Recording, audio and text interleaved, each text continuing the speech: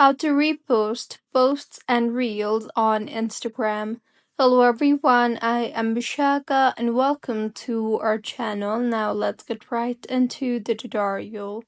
Firstly, go ahead and open the Instagram application on your device and make sure you are signed in.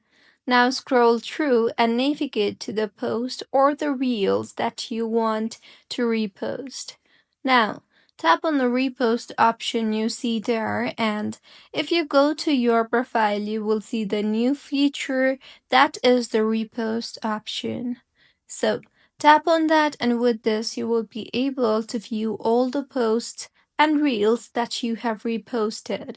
And just in case if you don't see the option for repost in your Instagram, then go back and open App Store and tap on the search bar there and search for Instagram and make sure your Instagram application is updated to its latest version, and if not, then go ahead and update the app and you should have the repost feature now. So, this is how you can repost posts and reels on Instagram. If you find this tutorial helpful, please like the video and do comment if you have any queries.